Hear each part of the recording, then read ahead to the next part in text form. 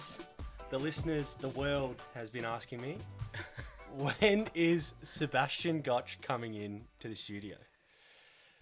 Here you are. Mate, it's great to be here. I'm really excited. I got your little email that you sent me with a rundown of what the Unlaced podcast is about and the transition from athletes to retirement. And you've effectively retired me. Which is... Yep. You're the kind of guy that would get the playbook or the manual and read the first sentence and throw it out. I didn't look through much. Yeah. You sent me a text message to tell me to look at my emails. And that's, as soon as I saw you emailing me, that's when I knew that things had escalated. And this whole project is getting a little bit out of hand, I reckon. Yeah, that's right. It's getting way too advanced for my liking. But no, it's a pleasure to have you on, Seb. As most people that know me will know that I've known Seb for a good part of 20 years almost now. Yeah. So Seb was always second rate to me in footy and cricket as a junior. Pretty much. No, Yep. much the other way around. But we played a lot of sport together as kids growing up. Lots, mate.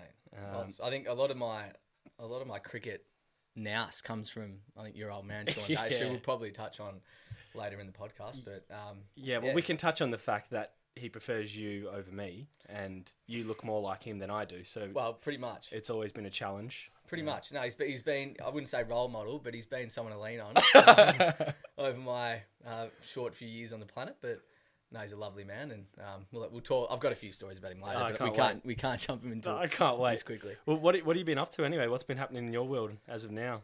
Mate, it's been a little bit different with COVID hitting. We've had to sort of get up and adapt to what the season held for us. So we went over to South Australia for a little bit, which was nice. Saw my brother who's had his second baby, Zave, who used to live with. The black sheep. Black sheep, yep. So that was really good to get over there, and we played 2 Shield games. Now we're back home for a little bit and into Big Bash starting December 11 for us. Well, before we jump into Big Bash, it's fair to say you've finally notched up a couple of hundreds in the Sheffield Shield. Yes. Which we're all wondering when that was going to happen, because you've had the ability. Everyone knew you had the ability. You knew you had the ability. How did it feel to actually do what you've set out to do? Oh, it was a big relief. It had been a long time coming. It was kind of ironic though, the lead up into that first couple of games when I got the first 100. I reckon I was in the worst form of my life. Like, it was fresh off Big Bash. I was averaging about 4. Couldn't hit the ball. I was in the nets the day before, and George Bailey was sort of walking around the nets. Yeah. And he just got named selector for the Australian setup. And the first ball I faced got bowled off stump, literally cartwheeled out the net. And I had to put my hand under the net to try and get stump. Smacked it back in. Next ball hit it straight back to the bowl. Got caught. Oh, no. I was like, this is really good. Then hit a couple out of the middle. Just as he's about to leave, he's behind my net. Same thing happens. Off stump, out of the ground again. Oh, no. And I turned around, he's there, and he's like, do you want me to sit down or stand up when you get 100 today? I went, sit down, don't make a big deal out of it. Yeah. And I didn't. I looked over, and he's just sitting in his chair, and he's just clapping. Oh, that's unbelievable. So, that, maybe he was the good luck that I needed, but got me over the line. So what did you bat that day? What have you been batting for Victoria? Because everyone, for those that don't know Seb's the first choice wicketkeeper or second choice wicketkeeper? Yeah. Well, I mean, you play a little bit of both, yeah. A little bit of both. So you're wicketkeeper batsman, essentially. Wicketkeeper batsman, yeah. I originally was 7, started out batting 7, and then we just tried to change a few things up. You know, Will Sutherland, who's a young up-and-comer, he came in and plays a little bit of that all-rounder role, so we squeezed him into 7, pushed me up to 6, but in those games, I was getting a good opportunity. We had a really good batting lineup. Yeah. Travis Dean, he was the opener. He bats for days, but he got hit in the box 7th over. So he retired injured, which gave me a great opportunity up the order. Yeah. And then, it just so worked out that we lost a couple of wickets, but he managed to come back in at about 6 or 7 down. So I wasn't batting with the tail for that last period. I got to bat with an opener, albeit pretty sore. He hung out there for long enough and got over the line. It's pretty great. Like, I think the top 5 or top 6, they're all like Australian batsmen, either in this, one-day form or test form. Like, Absolutely. Bushranger's pretty elite setup. Full strength, yeah. It's just, I think this year will be different because they'll try and play as many Australian games as possible throughout our season. So a lot of our sort of Australian players, they won't be featuring much, which will give young guys like Fraser McGurk, these up-and-comers, a good opportunity, and it'll allow me to stay in the side through poor performance as well. Lack of option. That's a good thing. Yeah, lack of option's always good. I need it, yeah. Yeah, so the 200s you made, because they were back-to-back, weren't they? Yeah, back-to-back. So one I know was against New South Wales, which is pretty much the Australian team in some regards, and they had a pretty strong squad that day. Who was the other one against? Was it Queensland was the Queensland. second one. Yeah. So the Gabba and the SCG? SCJ, yeah. Two good grounds to tick off. Jeez, that's awesome. I remember talking to Pete Hanscom last year, and he's like, I want to get 100 at every ground. And I haven't even got 300s in Premier Cricket. I was like, all right, I might set my sights to that. And I got 2 in a row. And I remember talking to him. I'm like, there's SCJ. There's Brisbane. I love that. What's next? Love that. He hasn't got one at the Gabba, so Okay. I've got one over him, which is good. And then if we start looking at, because you've been with the Bushrangers for a while, but you've actually probably been playing in the Big Bash for a lot longer than people think, or at least been on Big Bash teams' books. Yep. Which started back, I think the first one might have been Adelaide Strikers. It was, yeah. Yeah, that was BBL 03. So I think we're into 10 now. Shit. That was an experience. I didn't really play any games. I wasn't even in the squad for most of it, but You got down to Hindley Street a bit, though. got down to Hindley, spent some great nights at Hindley Street. Ah, gee whiz. Yeah, it was good. They're pretty upfront with you. They tell you whether you're going to be playing or not. Right. And I got the clear message early that I wasn't going to be playing. Okay. So yeah, I used most of my allowance Yeah. while I was there. Yeah, you got connected with the city. Yeah, just found there were some really nice spots in Adelaide. Yeah. Really good. But Yeah. I was going out by myself a few Yeah, nights. yeah. You can probably do that there. yeah, But but- nice enough. Great experience. Yeah. Loved it. And then coming to the Stars, which kind of is like the Collingwood or the Manchester United of the Big Bash. It seems to have the most fans, the biggest Yeah. backing. Shane Warne was there, Kevin Peterson was there. How did that come about to come back to the Stars sort of program? Yeah, that was a strange one. I remember we were playing. They introduced like a junior CA team to join the main states in a one-day tournament. So we were called I don't even know, CA 11, but we were just made up of 20, 21-year-olds in the one-day tournament. Mm-hmm. First game we played New South, got bowled out for 40 in a one-dayer. They made 360 in the innings before, so that was good. And then the next game we got bowled out for 47. Wow. So we were really struggling, and they got Mark Waugh to come in and sort of give us a pep talk, like bring us back to life. And I'm sitting there like, this Mark Waugh's coming, he's one of the greats. And he walks in, he didn't even know what he was doing there. He probably didn't even know who we were. He strolls in, he's like, boys, you're not going to win games putting 40 on the board. And we were like, what? Really? You No reckon? shit, mate. He's like, you just got to dig in there and get more runs. And then he just strolled out. It's that simple We were sometimes. just sitting around, we're like, that's Mark Waugh. Wow. And then the coach, who didn't have much to say at the time, he walked up and he's like, all right. So we all took a bit away from Mark, did we? And we're just sitting there, we're like, what is he going on about? So the next game, we strolled out against Tassie, made 270 and we won. Wow, And everyone's looking back on that conversation like, well, he was right. Thanks, Tom. Just need to make some more So, runs. yeah, sometimes the less complicated the message is, the easier it is to... Pretty much. implement. But back to your question, which I just completely avoided. Yeah, no, In that tournament, David Hussey was with Victoria, and he just took over captain as the Melbourne Stars, and I think they had a little rookie program where you could get some young kids on and get them through the system, and yeah, he just came up to me and said, "Do you want to get on board?" And that was back in BBL 04, and we're up to BBL 10, well, BBL 10 now, and That's crazy. still there. So Mate, been awesome.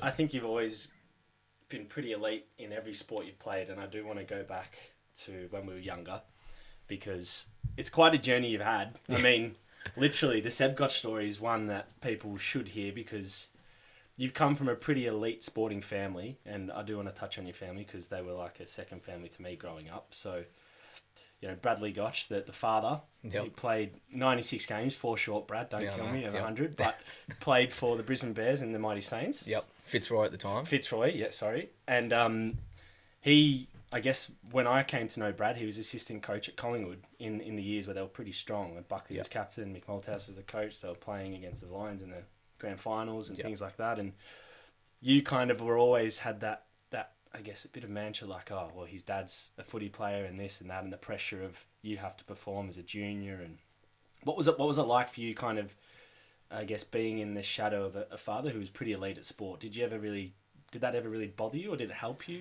I don't think it bothered. I think it probably helped. I think you build a reputation that is probably better than what you are. I reckon I walked around, people just assumed that you'd be good at footy. So I bluffed the entire 12 years of my life. But no, he couldn't really get to many games, so I never felt the pressure from him. Yeah. And he was always very supportive. He passed on a bit of wisdom when it was there. But I don't think there was ever a feeling of, you have to do this or you have to live up to this. know- Two brothers going through before as well. They sort of True. set the standard in a good way. Because I always felt with your family, that never really trickled down. You know, with some families, they're like, oh, the kid feels the heat. Where you guys, it didn't seem like you really cared because you guys would play backyard cricket with your dad and you'd try and knock his head off. Yeah, well. And I do want to go into the Gotch competitive nature because like it's fucking frightening. Some of the stuff. I mean, I played backyard cricket at the Gotches multiple times, and I'm talking Seb Gotch made hundreds in the backyard. And like genuine hundreds. It wasn't like hit and run. It was like we'd have to go fetch the ball and he'd bat for 3 hours. But also Brad Gotch was capable of nicking and not walking and saying he didn't hit it. Well, I'll do you one worse, Jake. He was capable of nicking the ball and saying that it was such a light nick, the umpire at the other end wouldn't have given it out. That is unbelievable. So he did that on Christmas. I still remember it to this day, and we couldn't believe it. He stood there and he was in complete denial of the fact that he should have been out. So one of the stories, the reason why I lead to this, one of the stories, this, and when I say it was frightening, the competitive nature, because it trickled in to you across all sports, which, like, you were always talented, but your competitive nature always was like took you further than others, I felt. But once, I don't know if it was one of the times Brad didn't walk or you refused to walk, and Zave and Brad were chasing you around the backyard with a golf club and you climbed up a tree.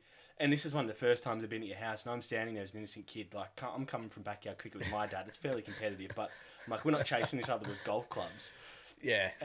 And I was like, shit, this is a whole new world here. Yeah, there were those times. I remember Jake picked up a trampoline one day and threw it at me. One of the big ones that took a whole family. Got under it and just like sprung it at me. So there was always some pretty heated arguments in the backyard. Mum would see us go out there and just lock the door from the inside and just say, do what you got to do. If we came in crying, she'd just point to the side door and say, go around the house, go out the front, cool off. You're not coming back in here. Yeah, because there was always fights with that. But call me crazy. Do you think that helped you in any way? Like, 100%. That with I remember playing with Zave, indoor footy. We used to have little goals set up, and I don't reckon I kicked a goal in about 4 years. Like, he was so ruthless. He'd be up by 20 goals late in the fourth quarter of indoor footy, and I'd get a look at goal, and he'd take me out. Like, proper take me out and take me to the ground. And he sort of built that killer mentality from an early age, and I think it's pretty necessary when you get to the higher levels. You do come up against people that are more talented and do have a huge desire to succeed. So, I think those things, you probably don't realise them at the time, but they're pretty pivotal in having some success down the track. Yeah, because and it's funny, right, because you were always quite elite at cricket, and where me and Seb, we went to the same primary schools, but we played in the same cricket teams, which is where my dad was actually a coach, and some would say, it took under 12s cricket a bit too seriously. Much too seriously. Yeah, like, I mean, you could not walk around the field without your shirt not tucked in, or else you'd get abused. Yeah. I remember, I'd cop it in the car on the way home, but he was pretty firm with a lot of people. It really had to be. Well, there was a game. We had a final. I can't remember who it was against, but we won the toss and we batted first. And then the next week, we're obviously bowling, and he had the cricket ball and he turned it facing the sun. And he opened his sunroof, had it open for a week. We got to the ground. One half of the ball was like bright red. The other one was dark black. Yeah, that's and right. I had it in my hand. I looked up and he's over on the side like he's just looking at me. Like, so I did that. That is disgraceful, baby. Yeah. Yeah, no, he was pretty competitive, but he took a shine to you because he did take his cricket serious, and you were like one of the prodigies that he had that's validated him now as a cricket coach because he's coached someone that's made it, which is rather funny. But take us back to like you through junior cricket, because you were pretty elite at footy and cricket, but I felt back then probably footy was probably more your preferred sport, even though cricket was like your summer sport and you were good at it, right? Yeah, I think just growing up, I always wanted to just play sport for a living. That was the main goal. I didn't really care what it was in or where it was. It was just play both, enjoy both, and do as well as I could. And I think through growing up, footy, having hip operations, shoulders being as bad as they are, just that nature didn't really sit well with me. Kept getting injured, couldn't get any consistency in footy, but yeah, cricket came knocking, and I think just the outlook in cricket, how long you can play for, you can probably get an extra 5 years on your career if you do it right. And being 5'7", 5'8". I was going to go with that. I don't think it was ability; it was more. The height was a major factor. People used to say you're too small. That would be feedback from teams if I didn't get picked in state representative sides. They'd just be like, you're too small. Yeah. But yeah, that's part of it. You can't you sort of can't dwell on those things too much. One door closes and another one fell open at some stage, which was good. We're going to have one of these. Yeah, I'd love to crack one in. So there's Sebastian Gotch, everyone, who's brought around. Obviously, he's bought himself VBs and thought I wouldn't be able to handle one of those and brought me a Canadian club. So, anyway, mate, cheers. Cheers, mate. Thank you for that. My pleasure. It's the first alcoholic drink we've had on the Unlaced podcast, which is go. probably well overdue. But I think you've downplayed your footy abilities there, and I'm not allowing that because we played together for Murrumbina Junior Football Club, which is a great club down in Kangaroo Park there. I think it's still called that. Yep. But we were playing one of the last years I played before I pretty much was forced to pick a sport over soccer and footy in the winter. We played, was it under 13s or under 12s together? Where we're playing an age above. Yeah, it was we were under 12s, but forced to play up in under 13s because I think it was just numbers and. Right, and you're 5'7" at the age of 27. So imagine how tall you were at 12. Yeah, so you're pretty small. Not very tall. But you won the league best and fairest. Yeah. Yep. As the smallest bloke in the competition.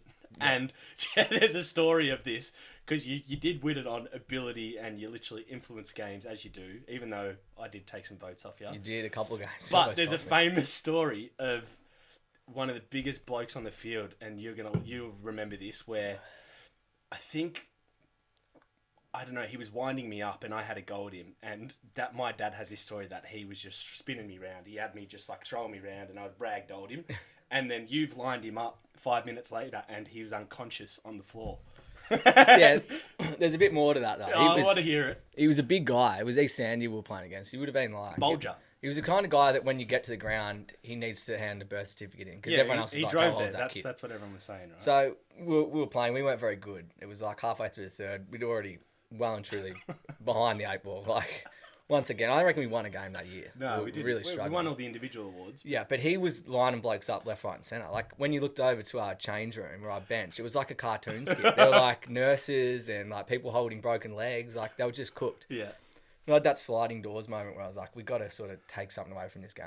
Yeah. I looked over and, as you said, this guy's gone to town and he was a big guy. So I knew I had to get him with the element of surprise when he wasn't looking. I think there was a moment where the ball just sort of sat up on its peak and he sort of crouched down to pick it up. And he was facing the other way. And I've just launched into the back of his head and his neck. And it was like he got shot from back. And he just fell on the ground. And all these parents are jumping over the fence. I was wearing number 19. They're like, number 19, you're a thug. They're all screaming at me. I was sort of like lapping out. Mum's gone home. She's like, I'm not waiting around for this again. Yeah. But then later on, I look over and Sean's walking along near these parents. And he's like, Sean is my He's father. like, that's my boy out there, number 19. That's right. Pointing at me. Yeah. It was like that scene in Seinfeld where Elaine goes to hug Jerry and that's me running to my father and she just shrugged me off and gone and hugged Seb. And he says to me, we've had nights where he's like, when that happened, that was the proudest I've ever been of anyone. Yeah, that sums him And up. I was like, wow. That sums him up. But you came to Caulfield Grammar, which is where I was, and I went to, a big part of me going to Caulfield Grammar in the first place was because of Tom O'Sullivan. Shout out the O'Sullivan family. And you came to Caulfield Grammar, and you kind of came with this pedigree for cricket and footy. And for those that don't know, APS sport, it's pretty freaking serious in Melbourne. Like the private schools, a lot of the great footy players have been drafted from the APS schools and obviously TAC Cup teams. But you came to a pretty elite school in the footy scene, and it's safe to say there's a bit of a Seb Gotch legend around first footy and first cricket. Not much. Yeah, not much. You're not going to buy that? No. Oh, no. I mean, no, look, wow. there's got to be a statue of you taking that hanger. That would be nice. Yeah. That would be nice. I eat a 6 over the LTC as well, so I could get a pull shot. There you go. There you go. No, that's all. So why did you not take footy more seriously? What was it that kind of altered your cricket, or was it you genuinely did take footy seriously? Because the reason why I say this, there's a bit of a myth about you, and I had Tommy Bugg on the podcast, and we spoke about this, and I said I'm going to let Seb Gotch explain this story, and he can lay the truth to this. But let me start with it. Yeah. So, your year 12, year 11 or year 12, you're leading up to the draft year for AFL. So you're 17, turning 18. And you're getting towards the latter stages of like the Vic Metro trials and, you know, seeing if you're going to make that team. And it came down to a pretty critical day. And this sums you up as a bloke because everyone who knows Seb Gotch is very mate orientated, loves his mates, will do anything for his mates. And it came down to a point of you turn up to play to trial for Victoria, which is a pretty critical thing to do because you need to make the Vic Metro team pretty much to make the AFL. Yeah. So life decision, or actually, mate, Caulfield Grammar, APS, we've got a pretty important game this today against Wesley, and we need you. So the logical thing, 99% of people would go, well, school, I love you, but this could dictate the next 15 years of my life and playing professional league. And you've gone, no, I want to play with my mates at Caulfield. Is that true? There's elements of truth to the story. Okay. The Vic side had already been picked, so we're already 2 games into the season. Oh, so you were a part of the Vic side? So I was a part of the Vic side, and we just came off playing against New South Wales. Right. And I had not a bad game. I reckon I kicked 4 or 5 in the game. We won by 50 odd points. And then leading into training on that Wednesday, we had a school game on Friday for Caulfield, and their school, like the Friday games are big. Everyone rolls out, but we also had a state game on a Saturday. Mm-hmm. And I remember talking to a guy called Anton Grabak, and I said, I've got school footy this week, huge game for us. Can I maybe get rested for this state game and play school footy? He's like, mate, you got to make a decision about where you want your career going. He's like, we're not here to let people dictate where they want to play. So if you want to play at school, you can play at school, but you won't be picked here again. And then it went from like me just sort of asking a question to then not liking his response. And then it became personal. So we still had training. This was at the start of training on like a Wednesday. Yeah. And I remember just going to my locker and taking my shoes off and putting my runners back on and just leaving my stuff. No way. All my big stuff, and just got back in the car with Mum and said, we can go home. I'm going to play school footy this week. And yeah, that was it. From there, never played again. But we won. We had a good win on the Friday with school. Well, and this is the second part of the myth. You turned up at Wesley and kicked 8 goals. True, false? Well, that was a different game, Wesley, but this game was against Scotch. There we go. See, someone's intertwined that beautifully for you. It was great, yeah. We can talk about the Wesley game if you want. Yeah, but, please do. No, that was, went back. We beat Scotch by, I reckon we only got them by about 20 points and had a good game, so that's all that mattered. Interesting. So then after that, pretty much after that decision, it became pretty clear to you that, well, cricket's going to be your sport of choice for a potential career down the line? Well, not really. I think for that next 12 months, I took a break from both. So didn't play cricket, didn't play footy, and then bounced back with DLR as a 19-year-old. And I was just working with a local Melbourne cricket club player, Ash Midland, who's a bit of a hard ass. He's a landscaper. And he worked me to the bone. Like, I've never worked a day in my life, and rocked up with him. And we were working in the middle of the summer, and it was just real tough. And then he sort of encouraged me to come back to Melbourne and play. And then it all took off from there. I think it was 12 months out of the game, freshen up, and then probably had, I reckon it was 8 games in a row, all over about 60, 70 runs. And then just got offered a contract just out of the blue.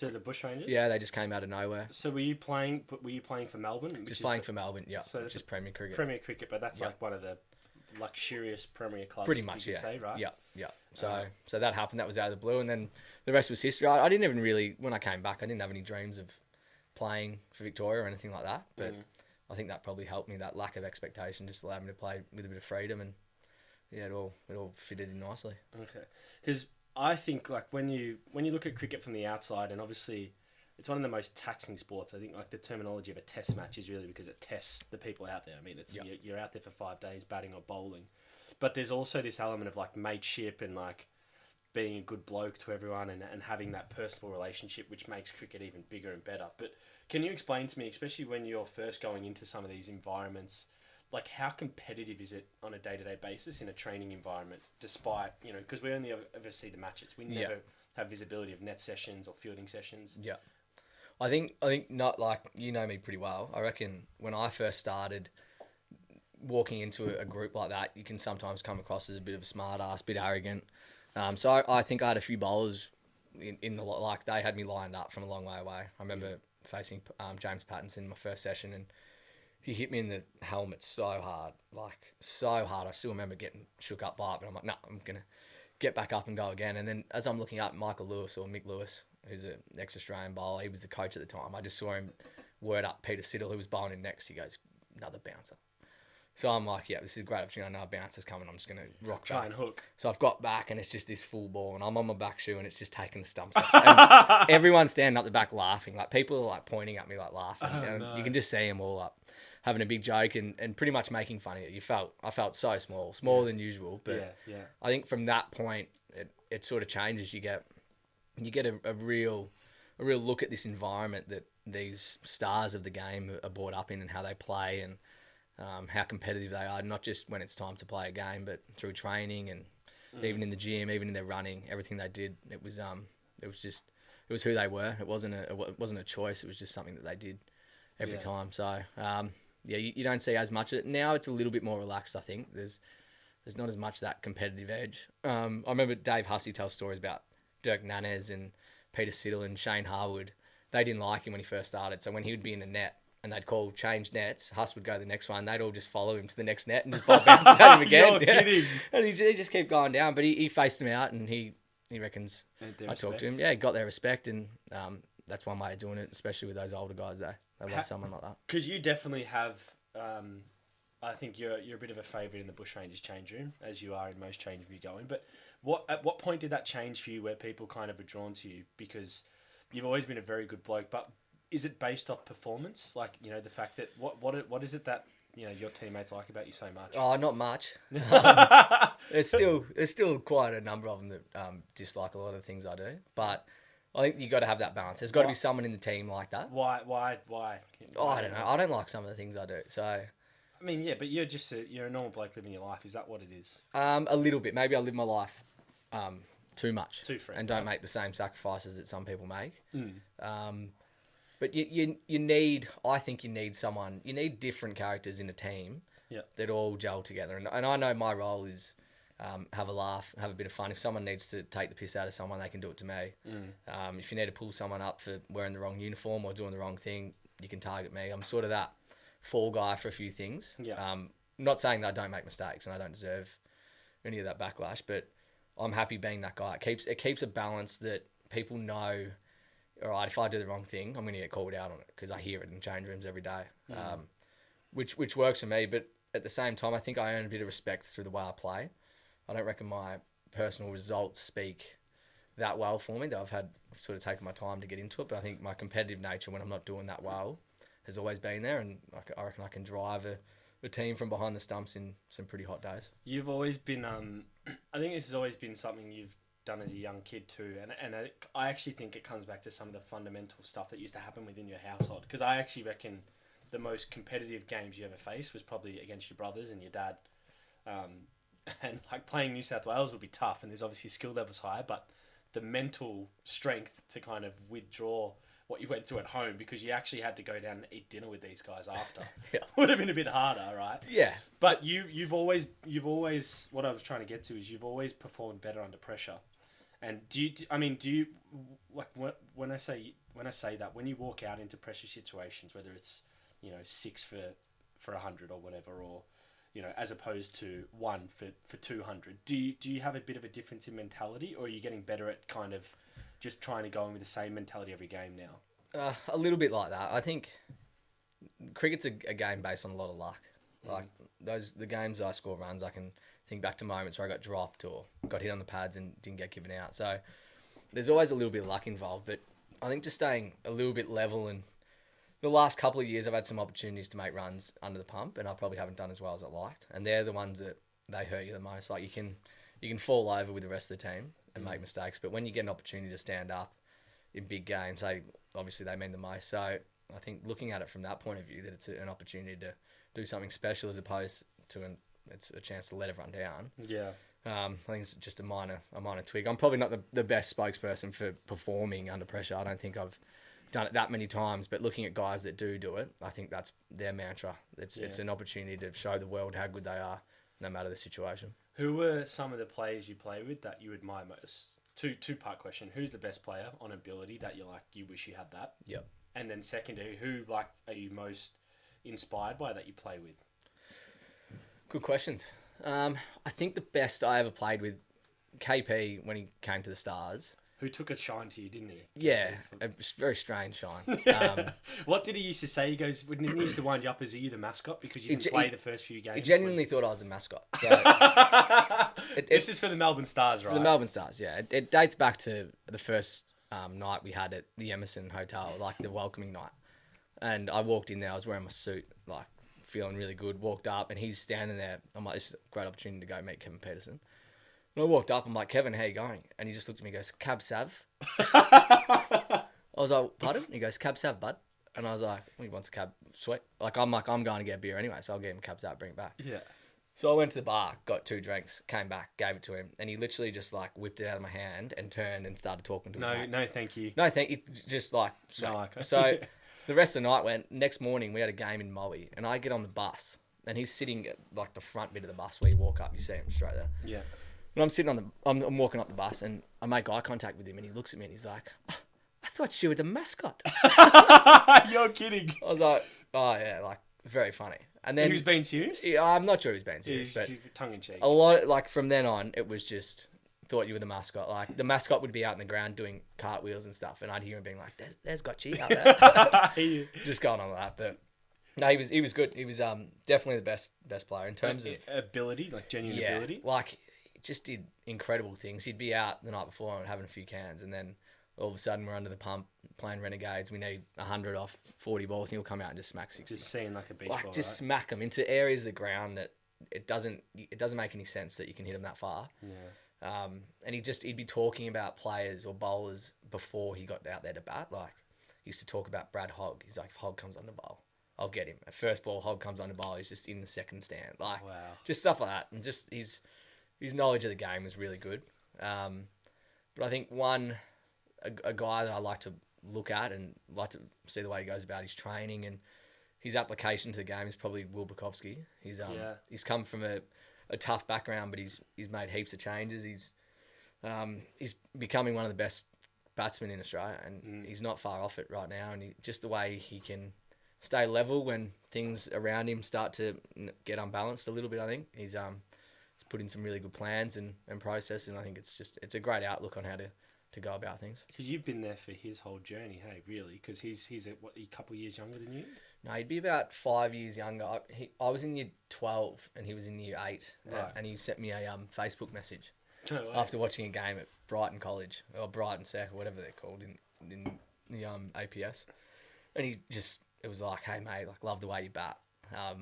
Good luck for the rest of the season. And I replied something nice, like incredibly, like could have said anything to this kid. Yeah. And I talk about it to this day. Like he got picked for Australia, and I'm like, I'm still your idol. You wouldn't be doing this if it wasn't for that day. Knock at Brighton, right? But he's a good fella. Do you reckon he'll get picked up for the Aussie team in the summer? Well, Warner's just been injured, so I don't know how serious that was, but it looked pretty bad. So and I think it was a groin as well. So the groins can be quite a long time if you do it badly. So he's a big sniff, really big sniff. Okay.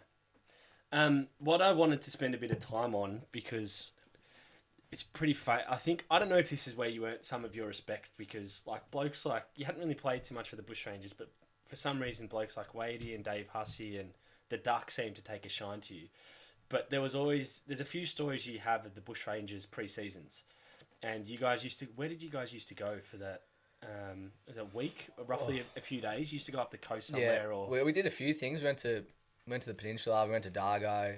Went to a few different areas. Can you take us through what a Bushrangers pre-season's like? Because I understand there's an element of like it's serious, it's performance, but then there's a whole lot of fun as well. Yeah. That's the key for us, I think. We're at that stage now, we've developed a culture. I think culture's just, if it's working, you can just keep doing it. There's no right culture. There can be a wrong culture, but I think it's all based on performance. And we were lucky to be in that time where we were doing well, and the players in our team loved a beer. They loved to have a bit of fun. So that felt like the balance that we needed. So we got to always do things like that. But we had a few trips. We had a trip to Dargo, which was in the mountains and like freezing cold. Got down to -3, -4 most nights. And you had to do challenges for food. So you were put in 3 groups. I was with a few boys. There was like 7 of us. And you're in your tents, like just sitting around fires. And we got given a little bear, and you have to hold this bear. It has to be visible for every other group throughout 24 hours of the day, but you have to hold the bear. So I was in charge of sleeping with the bear outside in this freezing cold weather. And one night I got this like bit of wire and just tied it around my chair, and then went around the campsite about this high off the ground and did it really tight. So I'm like, if anyone tries to get the bear, they'll trip over the wire and I'll get them. So I'm lying there, and it's probably like 3 a.m. So you've set a genuine mousetrap. Set a trap. And I'm lying there, and I just hear this bloke go, fuck. and then bang, and then hit the ground. And I could sort of see in the shadows this bloke like hobbling off. And I was like, oh, jeez, what was that? And as I looked closely, it was Mick Lewis, and he had a shotgun. And he was getting ready to shoot to wake everyone up. So I've just tripped him over with a shotgun. Oh, no. Could have put a bullet through one of the kids. Oh, no. I was like, oh, gee whiz. But that was how serious the camps were. Like, they'd wake you up at 4 a.m. Wow. You'd do trips like that, and for some reason, you'd never get food. You couldn't eat. You couldn't do anything, but the eskies would be full of beer.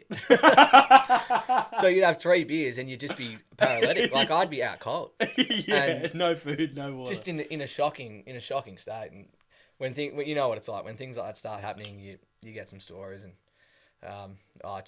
it gets out of hand. But when you leave those trips, when you spend time with some of your mates and teammates, when you're all doing it pretty tough, yeah, but you all get to have a bit of fun. Yeah, you come out of it really close, and I think that's been a big part of our success over the last.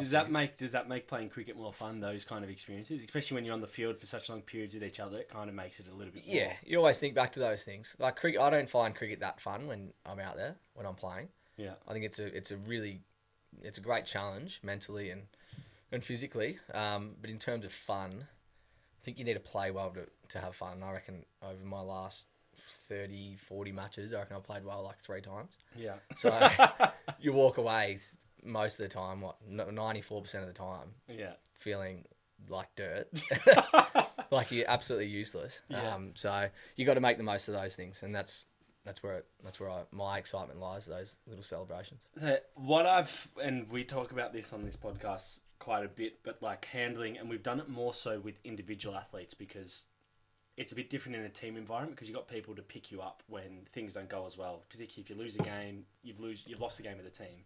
And individual athletes always talk about, we had a boxer on, Caitlin Parker, a few weeks ago, and I was like, life can't get much harder than getting smacked in the face. So surely when you lose that, if you can get back in the ring, there must be some great benefits to that for you and for heaps of other things in life. But in cricket, although it's a team sport, there's a lot of individual heat that you deal with because you essentially are batting by yourself. Yeah. And you get yourself out, and that affects the team. Yeah. So, and then sometimes even like twofold to that, you either have to bat again, which sometimes is a good thing, but you almost have to wait to bat again. Yeah. For a long period of time, so you're sitting on your dismissal for potentially a couple of days. So how do you deal? Like, is that something you're getting better at? Do you get better at that, or is it something like how do you deal with getting out for a duck right on first over and then having to field for the next 4 days, right? Something like that. Yeah, I think it's just about finding little wins in everything that you do. I've been really fortunate to play with really good teams. Like my career, just based on my stats and my performances, I don't think it would be that great. But then you break it down into what I've achieved as a Victorian player, and it's quite special. A couple of shields, one day title, those sort of things. And I think you got to keep for me, like I'm really happy with everything that I do. I'm happy with my life, happy with my family, my friends. So cricket's not my barometer for whether I can be happy tonight or happy tomorrow.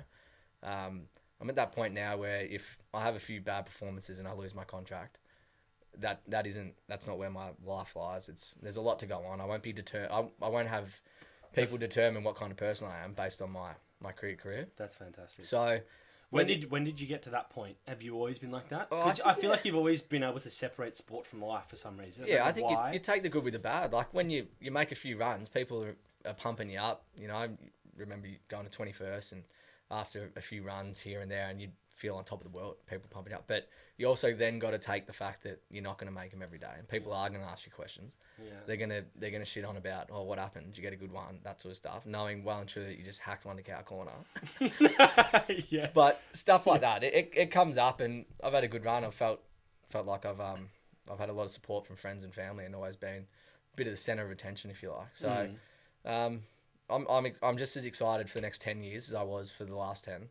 And if that's playing cricket, if it isn't playing cricket, I don't really care. Like I'm going to be happy doing whatever I do, and if I'm not happy, I'll keep searching for something that will make me happy. What is a beautiful answer, Seb. Thanks, mate. We may as well. Cheers. You want to that one? Yeah. Write that down. Actually. Yeah, actually. Put that on the little That headline might be just the intro for this whole episode. I don't know if we can, just have that. I don't know if we can go after that. Oh, right. Get the tissues out. all the mums at home are crying after that one. Oh, Yeah. I wish my son was like him. And they don't know that No, it's all fake. trust me, you do not. I need to make runs. Oh. No, but what I was leading to is for you now at 27, and cricket's one of those games you could probably play for another 10 years, really. I mean, batsmen bat for, God, till their late 30s and still bat well at an elite level. But do you have, I mean, you've always been a pretty smart guy and had a broad perspective on life, but do you have an idea of some other things that you would like to look at outside of sport and cricket? To be honest, not really. Not right now. I think I've got sort of 4 years left playing. So Is that contracted for you? So you just set that okay. Yeah, so I feel like my view of what I want to do between now and then will probably change. Right. So I've always been one to try different things. Always put my hat in the ring to see if I like it or not. Most of the time, don't like it. Those things are a bit harder. I tend to shy away from. Yeah. But mate, honestly, wherever it goes, who knows? We might be sitting here in 5 years doing a podcast. I might have got rid of you. I might be running it in here. Yeah, it could be anything. I really don't mind what it is, and I think if I've never been one to set goals like that. I know a lot of people do, and they have success from it, but I don't like the disappointment of never reaching them. Righto. So I'm happy to just roll with the punches and see what happens in the next couple of years and deal with it then. Yeah. Okay. Just postpone it. Postpone the decision. Deal with that. Yeah. Deal with that when you have to deal with it, right?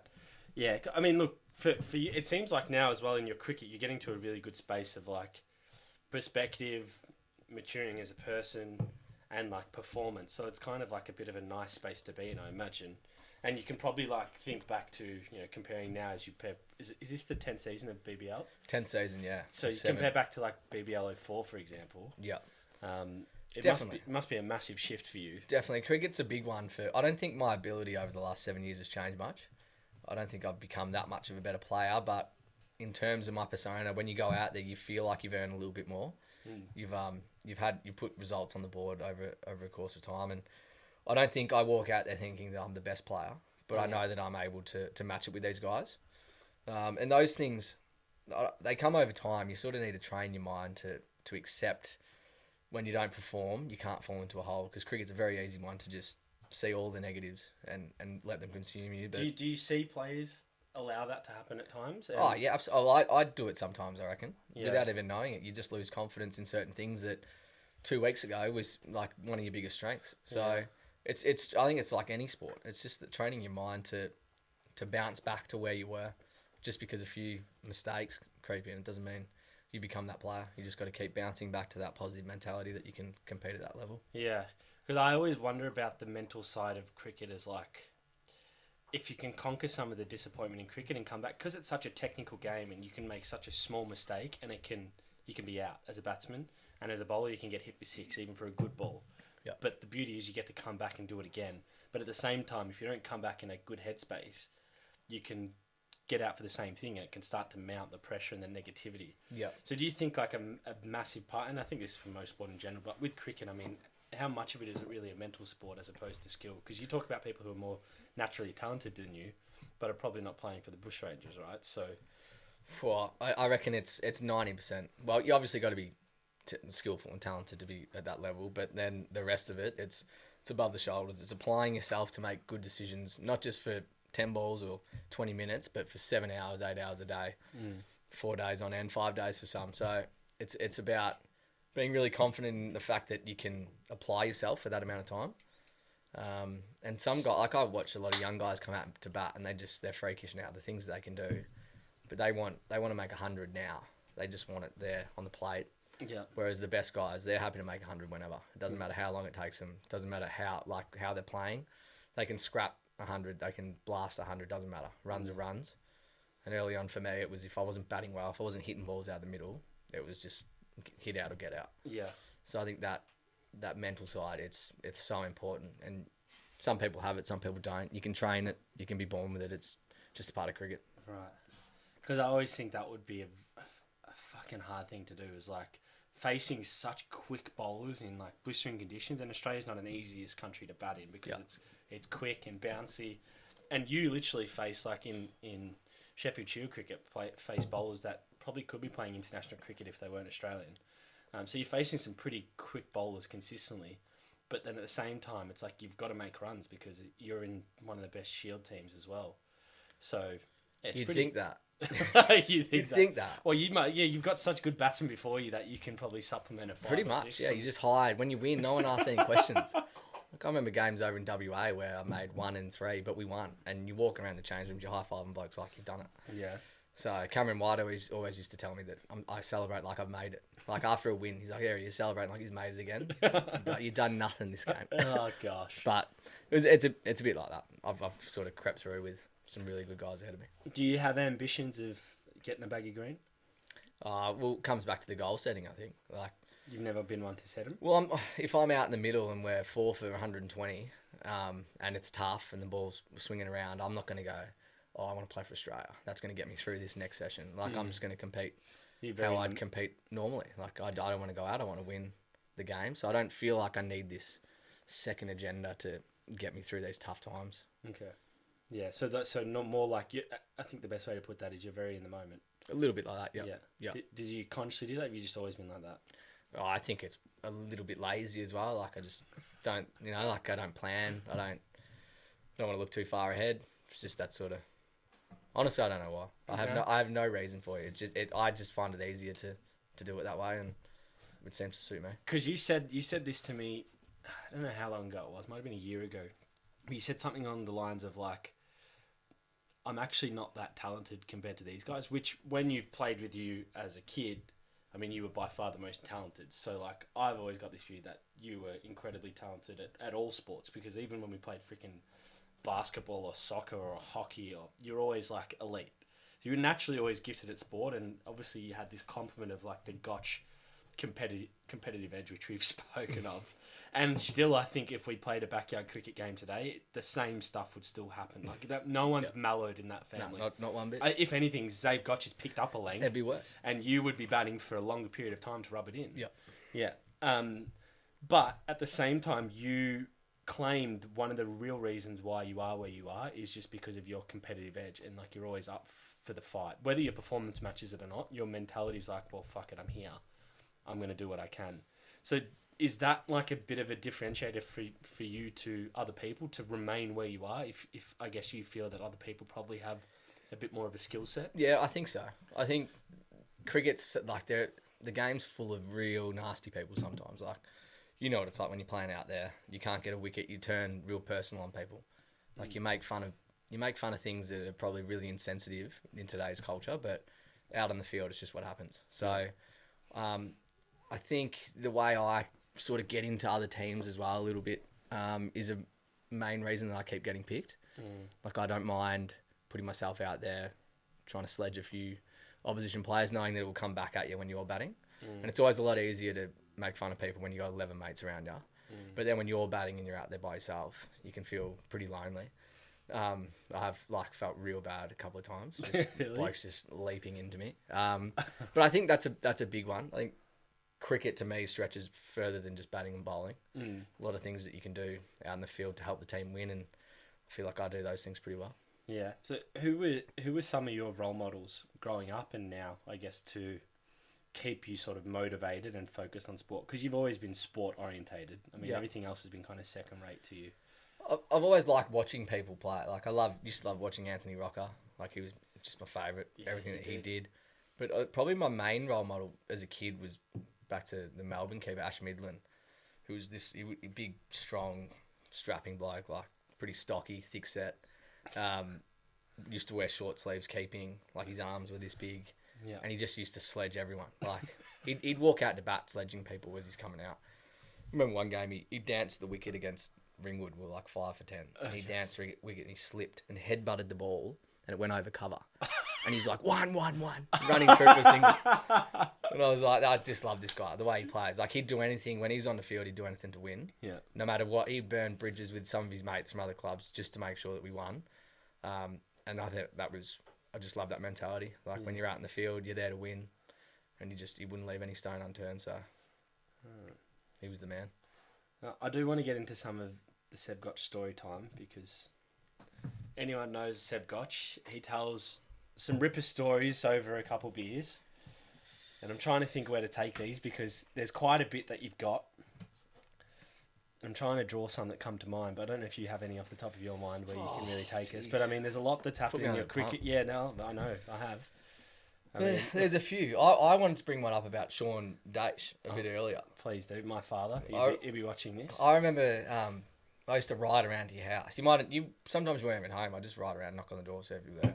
You still do that? Still do. But I remember riding my bike down Halliday Street or whatever you Kinraid Street. Kinraid, whatever it was. And there you were. The sun was just sort of setting, so it was that really bad light time where you can't really see much. The sun's coming down. It's pretty dusty. And I looked over and it'd just been raining a bit earlier, and there was the concrete wicket with the net set up. Yes, at the park. And Sean's got you in there, and he's whipping balls into the ground. They're skidding off the water, and they're taking your gloves, like hitting you in the head. Yeah. And I just kept watching him. He's trying to tell you to like get in behind it and scream at you. You've just thrown the bat. You've just walked inside straight to Amanda, and you're like, I can't deal with this bloke anymore. No, there's like countless videos that we have at home of me playing backyard cricket, because I actually my family, for those that don't know, were pretty much all cricketers. My mum's side of the family all play cricket. My uncle still plays county cricket now. He plays for Hampshire. He's played over like 15 years in county cricket, taken over like 300 wickets probably, or 200 wickets. And then my dad played for Victoria as a cricketer, but kind of stopped at 23 when he had me. But there's all these videos of him getting me out. Like I'd be on 99 in the backyard, like made up 99, and then he'd pick up a yard and bowl me out. And I'm like 6 years old, and you hear me start crying, and then mum's like, "Oh, don't just let him get 100, Sean," you know. But and then back to your story around going into the nets. I used to be horrified going into the nets because he'd take me, and you'll know this, you'll laugh at this, because everyone used to complain when I was a kid that, geez, this kid looks like good technically. Yeah. He stays out there for a while, but he never plays a freaking shot. It's just defense. And it's because all he would make me do is do a front foot block. Yeah. I didn't earn the right to play a shot until I could do that. And when I used to get bored of it, because we'd have to do, it'd be like 100 balls he'd throw me, and I'd have to play the same shot over and over again. And then I'd get sick of it on like ball 60, and I'd try to flick one over mid-wicket and like maybe get out, or I'd hit it and I'd feel a bit confident. And then the next ball, I'd always be naive, think it's coming back to the same spot. It'd come at my head. And he'd try and knock me out, and then I'd go home crying again. And he had it worked out though. No, he did. Resilience. Yeah, and as he says, he goes, "You don't realise a cricketer you would have been. You were building beautifully until I moved over to soccer."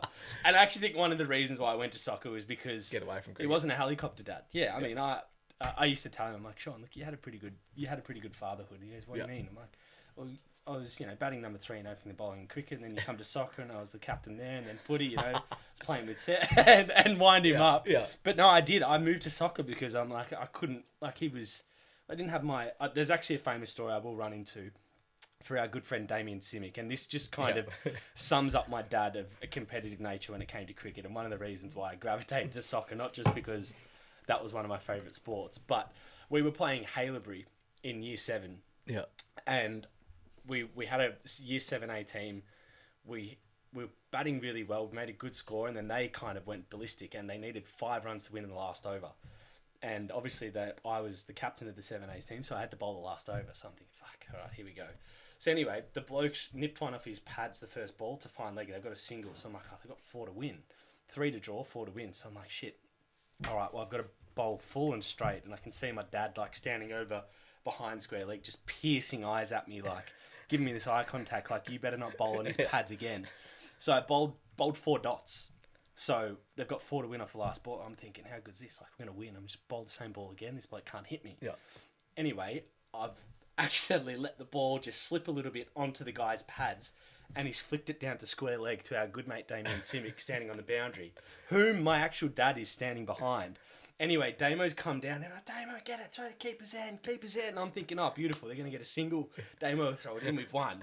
Happy days. Jake's the hero. Yeah. Anyway, what does Damo do? It's a Sydney Harbour. It's gone through his legs, 4-4. And you hear my dad just go, "Oh, fuck." Anyway, I think I batted well that day and bowled that way. Batted well and bowled well despite the last ball. Yeah. I get in the car. The first thing he said to me, "Why would you put your worst fielder at deep square leg?" That was what my I don't think Damo played ever again. No, he never played. We still talk about it to this day. My dad's still disgusted in him. for that performance, which is why I gravitated to soccer and ended up down there. So you had to make that change. We had a pretty we went to St. Patrick's Primary School. And I want to touch on this because there was like 250 kids there, but we were the third best cricket team in the state. Yeah. And in our year level, despite there being like only 30 kids, we had yourself who went and played for Victorian the cricket and Melbourne Stars, myself who had a short stint in the A-League, but also Fletcher Roberts, who's a premiership footy player. Yeah. We had a pretty cool year. It was a good year. It was a good year. We were pretty solid in like we'd come up, as you said, we only had small numbers. We'd come up against some big schools and give them a shake. But we had a good coach as well, Mr. James. Greg James. Like there were times, most year 6 schools, they'd be like, we have to have a balance. You get calls from parents being like, I want my son to have a hit this week. And parents would call up, like it'd be us in the top 4, and parents would call up being like, can little Jimmy have a hit in the top 4? And Mr. James would be like, nah. We've got it. Top 4 set. Yeah, that's Tell right. him to bowl. Yeah. The midfield was the same midfield every week. Same midfield, yeah. Wouldn't rotate. Like, that's right. He'd be running along the wing. He'd be like, "Do you want to come off?" He'd be like, "No." And he's like, "No worries." That's right. He'd do whatever. But I think he contributed a lot to all of us. Yeah, he did. In a way. He was very encouraging. Like he loved our sport probably more than us. Yeah, and at that age when you're getting recognition for doing things well, I think you get really confident and some overconfident in a way, but you're like me. Yeah. But yeah, you just get that spark that you need to take you through the next passage of your career, and I think he's a big role model for all 3 of us and where we went. Yeah, he definitely was. I remember him used to, when the summer of cricket was on, we'd have the TV in like a multi-purpose room outside of the classroom. I mean, he'd send 1 or 2 of us to go, hey, can you go check the score of the cricket? Yep. And you turn it on and we'd watch 5 overs, which is about 25 minutes, and come back to class and go, oh, Mr. James, it's 5 for 131. He goes, thanks, boys. Yeah. And you go back to your seat like you just haven't been gone for half an hour. I remember you at the year 6, like when you get up on stage and you say the best memory you have. I reckon you said when Mr. James used to take me out of class and let me go watch the cricket. And he's in the corner. He's like, no. Yeah. All the other teachers look at him like, oh, really? That's right. But he was a ripper. He was one of the best. Now, obviously, as we've spoken about a lot of your achievement, but there is an element of the Seb Gotch story where you've had some really harsh times, and I don't know maybe the grunt of them, but I know you had obviously some serious injuries. Particularly like a hip injury at one point. And I don't know if there was periods where you thought you might not play, because you did have a long stint away from sport due to, was it your hip? Yeah, I had some sort of defects in my hips that instead of just being nicely carved out, they had some little bones sticking out. And just kicking a footy, those little bones used to just wear away at whatever was inside my leg. And it got to the point where I remember playing, and I used to say to Will Edwards, I'd be like, if I take a mark, come around the side and I'll handball it to you, because I just couldn't kick. My leg just hurt so much. So I'd strap it up in this little, like a TheraBand almost, just wrap it around a hook in the change room at half time, put my leg in it and just sort of hang and just try and release a bit of that pain. But it wasn't great at the time. I had to get them both done. I think you probably had something similar done as well. And the worst one, doing my ankle at footy training when I was meant to be getting ready for cricket pre-season. That was a long one. That was about 5 months out. So there's always been little things like my fingers go, and I don't know if that works on the camera, but like fingers just go at bad times as well when you start to get, like I did this finger after I got the second 100. So things like that, you then miss more cricket. So a bit of continuity's never been there. Consistency in games and that sort of stuff. But I think that's just part and parcel of being an athlete. You take them, and look, I've probably had some of the most fun in my life being injured. So there's a story. I think we're at an 18th birthday, and Rashid Mahazi, if he's listening, will love this. But we're actually at an 18th birthday, and I think you might have been playing footy at the time, and you did something to your knee, and it was it was a really bad knee injury. If we do have the photo, I would put it up, but we don't. But you did something to your knee, and it was like, oh mate, we're going to Stephen Hood's 18th tonight. You got to have a few drinks, like you can't not. And you go, nah boys, like I can't. My knee, like I need to play next week. It was a final or something next week. I don't know. It was a big game next week. Yeah. And you come in, you're hobbling, you can't even walk. Anyway, what do? You paper arm. You end up having a few drinks, and those few drinks turn into a lot of drinks. And next day, there's a famous photo of you holding your knee, saying you'll play next week and you can't see your kneecap. I couldn't believe how much it's like. You cannot see your kneecap. It's It's that just big. a circle, was and you've gone, I'll play next week. Well, I can remember leaning out the cab window that night when I was leaving, and Rashid's across the road, and I was screaming at him. I'm like, I will play next week. We're still talking about And he that was to this losing day. it. He was losing it. I don't reckon I played for a month. I don't reckon it I was was longer cooked. than that, bro. I was cooked. You couldn't walk. Mate, so I burst my bursa in my knee. Yeah, that's why the fluid The exploded. fluid exploded. But when, like, if I was lying in bed and I stretched my leg out, you would get this burning sensation in your knee. It was incredible. I just couldn't handle it. Yeah. So that knocked me around for a little bit. But that was a ripper night. I still remember that one. I reckon it was Rashid's birthday or your birthday or something like It that. might have been. Or even Salim's. I thought it was Stephen Hawks. Nah, we went to 7, I reckon. Oh, wow. You've been close with your stories, but like I'm off. just off. Well, they were 10 years ago. You got to You put your laptop away, you were confident. Yeah, I today. did. Well, because I said if I need any notes to talk to someone I've known since I'm 8, I'm in trouble. Yeah.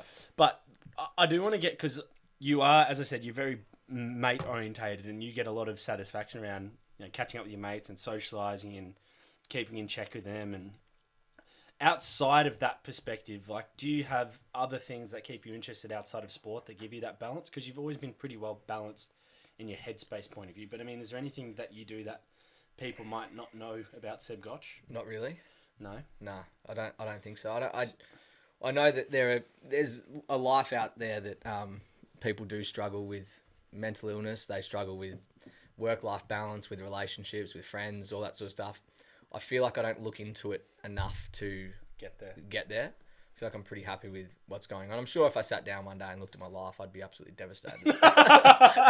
But the more I can avoid it, the more I can keep strolling through thinking that thing's absolutely fine. Yeah, so this is the Sean Dace mantra. Ignorance is bliss. Exactly. I've always said always ask for forgiveness rather than permission. And Yeah. if you can just roll through doing those sort of things, having a good time, as long as you're not hurting anybody along the way, then life's good. Yeah, I've noticed you're wearing something on. What you brought some gifts as well? You brought it back. No, I just bought the beers in the backpack. Oh, but right. I got to I'll just take this off. I'm interested. I did to see bring what this along. because I do think I know what this. Oh, there. So this is Here it is. this is the interview's taking a turn. top that you gave me. You're under 19 No, Australian top. that is my Ollie Roo top. Ollie Roo top. So I used to wear this around. I'd go down to the local soccer oval and kick a few balls, and people would come up to me. And I'd be like, "Oh, hey, how you going?" I'd be like, "Jake, how you going?" Yeah, that's right. Yeah, And who's just be rolling he? around. I'd be telling kids how to kick, like fixing their technique.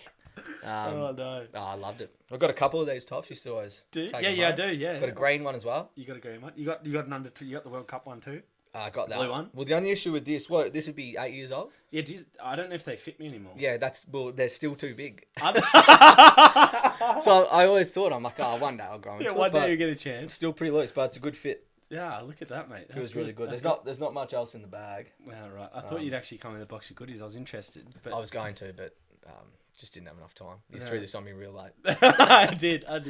No, so I guess as we're coming up to the Big Bash, and I want to jump to the now because we've spoken a little bit on your past as an elite junior, whether you claim it or not. I mean, there's a lot of awards and rep teams you've made that we haven't gone into because we'd be here for days. But we've also gotten into your bit of a unique path into the elite cricketing system and where you're at now.